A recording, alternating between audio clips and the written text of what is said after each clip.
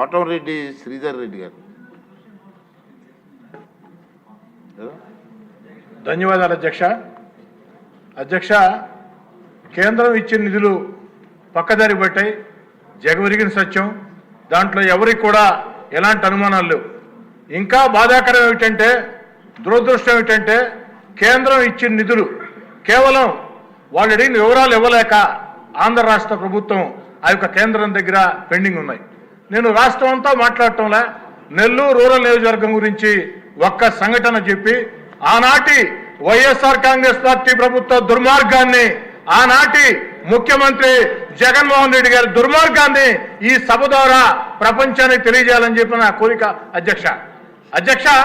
Nellore rural నియోజకవర్గంలో దేవరపాడెంలో నరసింహకొండ ఉంది. నరసింహస్వామి దేవస్థానం. కలియుగ వెంకటేశ్వర స్వామి వైకుంఠం నుంచి తిరుమల వచ్చేటప్పుడు ఏదైతే భూలోకంకి వచ్చినప్పుడు తొలి అడుగు నరసింహకొండలో వేస్తే రెండో అడుగు కడప దేవుడి గడపలో వేసి తిరుమల వెళ్ళాడు. అంత ప్రసిద్ధి చెందినటువంటి పుణ్యక్షేత్రం.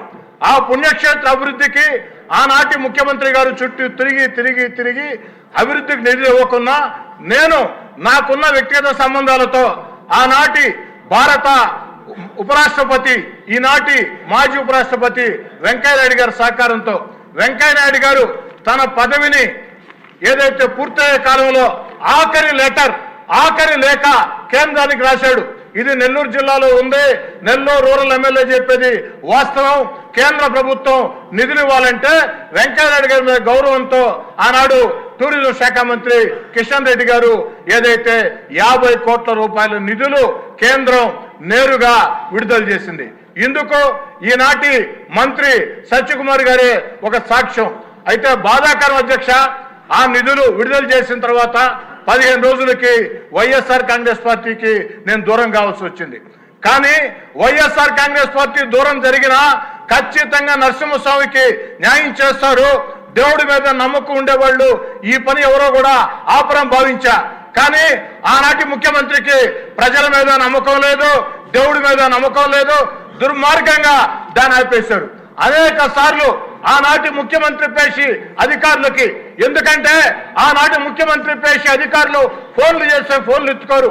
ఎమ్మెల్యేలు ఫోన్లు చేస్తే గుడ్ మార్నింగ్, గుడ్ నైట్ మెసేజ్లు పెట్టి ప్రతిరోజు కూడా వెంటబడినా అతిగెత్తి లేదు. ఈరోజు అది ఏ స్థాయిలో ఉంది, ఎక్కడ ఉంది?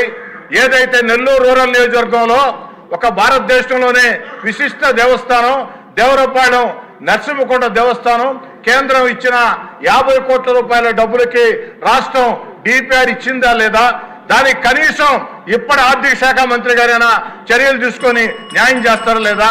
నా మాటలు ముగించే ముందు ఒక మాట అధ్యక్ష. నెల్లూరు చెరువు ఒడ్డున పవిత్ర స్వర్ణాల చెరువులో అమృత్ పథకం కింద ఆనాటి ముఖ్యమంత్రి చంద్రబాబు నాయుడు గారు 2014-19 ముందు, అదేవిధంగా పొంగూరు నారాయణ గారు ఎంతో చొరవ తీసుకుని నిధులు విడుదల చేశారు. ఎన్టీఆర్ నెక్లెస్ రోడ్ అని చెప్పని.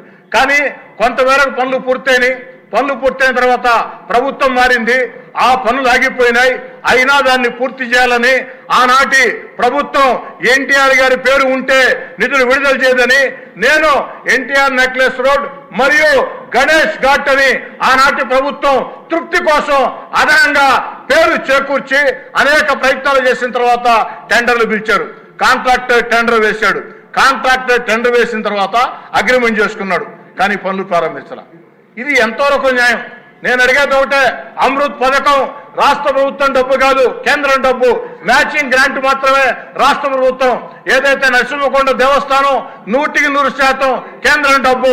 అమ్మ పెట్టదు, అడుక్కు తిన్నది అన్నట్టు ఈనాడు ఆనాడు చేసే ప్రయత్నాలకి అడ్డం పడ్డారు.